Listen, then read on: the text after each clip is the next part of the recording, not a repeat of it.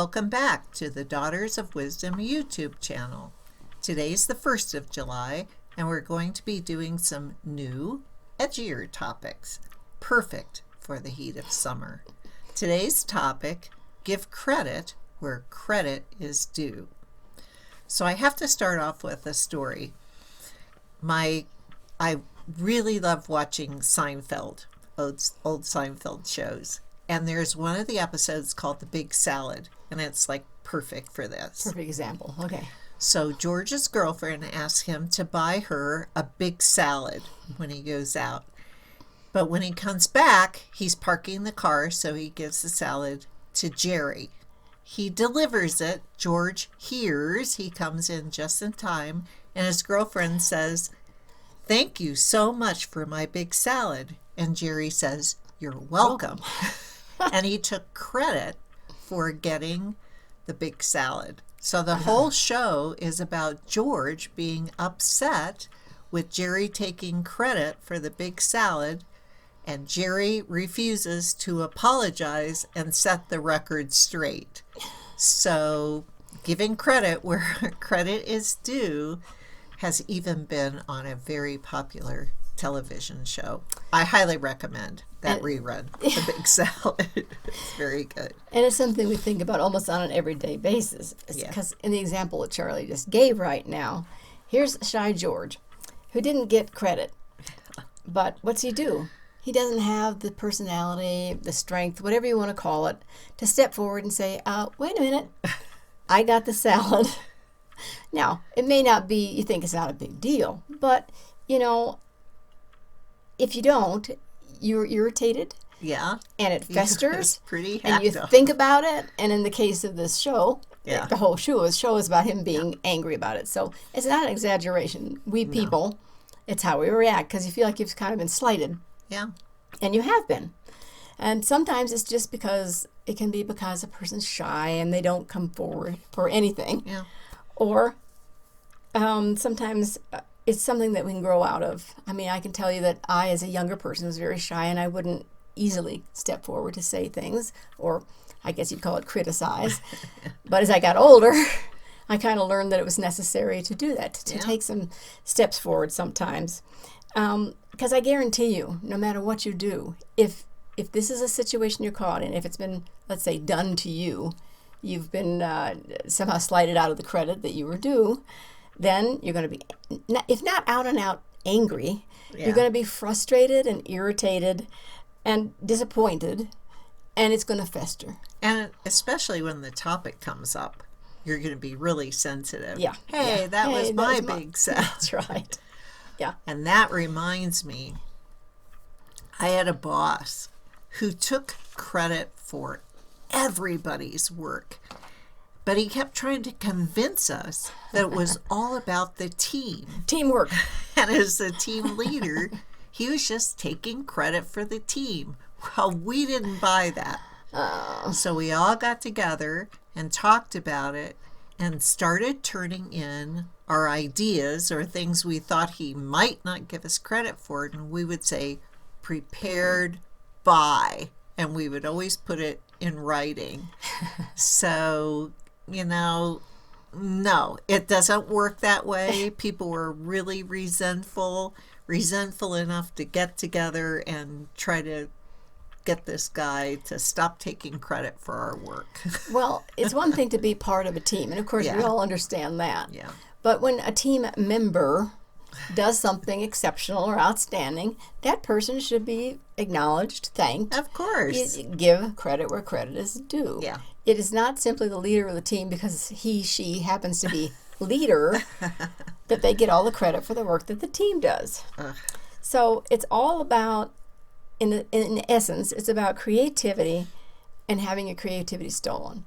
And it doesn't matter if you're talking about writing books or creating art, or if you're working in an office and your creativity has been usurped by some other member in your office just because they could. Yeah, and just because he could. Yeah, so, and the creativity, of course, leads us to plagiarism, which is one of the biggest no-nos you can think of in the creative community, that you steal somebody's art or writing or whatever and somehow take credit as your own. I mean, we've all heard about music Oh kind my of being gosh. stolen and Yeah. fighting over that sometimes. Lawsuits. Yeah. Yeah. So I think we can safely say that we've all had this experience Yeah. where something that you've done in whatever context has been had someone else take credit for it. Yeah. And let's be fair, we might have taken credit for something somebody's done or been tempted Yeah. to take credit. Yeah. What if you were like in a setting and like my old boss, and he was with a couple of the senior executives, and he had taken my idea and presented it as his own, and he might think, well, it's never going to get back to her, Yeah. so I can So- take credit for it, and that could happen. Yeah. And we can safely say nobody likes it. But nobody And- likes it. And you know, when you do that, it takes away from yourself as well. Yeah, And, I mean- it lessens you. Yeah, and you You can know? even sometimes there can even be, I'll call it an accident, because sometimes Yeah. maybe two ideas dovetail so well Yeah, that you have a situation where you can't even quite discern who's which. yeah, But then acknowledge each other. Both of you or the whole group did it. Yeah. And then maybe choose somebody who's done something in particular and give them a little credit. Yeah. So anyway, that's kind of That's where your we're take at. on that? That's my take on that. Well, I wanted to bring up social media. Peggy and I were having this talk about it because I'm a big reposter, especially, mottos or sayings I think that are uplifting and it really appeal to me.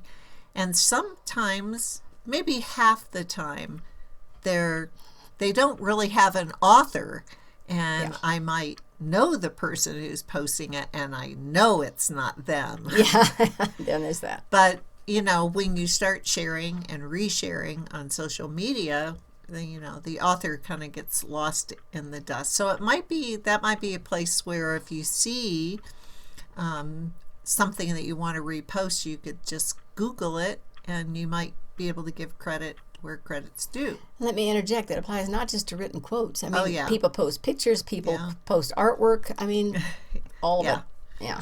So I'm confessing. I didn't give credit where credit is due on the Pinterest post that Peggy and I put up on our Pinterest page today To announce our to announce our Let's Talk video, because I said on the video that if you don't like roses, you can go and smell the lavender. So I wasn't really necessary for me to give credit where credit's due. So Peggy and I, using our Google account here, we decided we'd see where that quote came from. Stop and smell the roses. Yeah. Well, as it turns out, there is no not a such a quote. quote. It's actually from a 1956. It's called the Walter Hagen story. This guy's a golfer. And the exact quote is, "You're only here for a short visit. Don't hurry. Don't worry." That's pretty good. It's- Don't hurry. don't Don't worry. worry. And be sure to smell the flowers along the way. So it's funny. It's like the old game of telephone, Yeah. isn't it? Somebody says one thing, and yeah. then somebody says by the time it another. reaches the end of the row, and yeah, And I prefer lavender over roses anyway. I do too, actually. Okay, So, so then I guess that kind of wraps that up for today. yep. And we're going to ask our listeners now to really think about what you're doing. Yeah. Yeah. Pay some attention. Pay attention, exactly. To take a step forward if you've been denied credit, Yeah. and to politely and firmly let it be known that you are the one responsible for whatever it was that got accomplished. And on the other hand, too, be very aware to give credit to other people, Yeah. other most situations, to make definitely. sure that you are stepping forward and giving credit to people who have created something or accomplished something. So, in closing, we're going to talk about next week. Oh, yeah. Yeah, next It's going week. to be a good topic. Oh, this is going to be a strong one, folks. Next week on our YouTube channel, it'll be July 9th Yep. of 2019.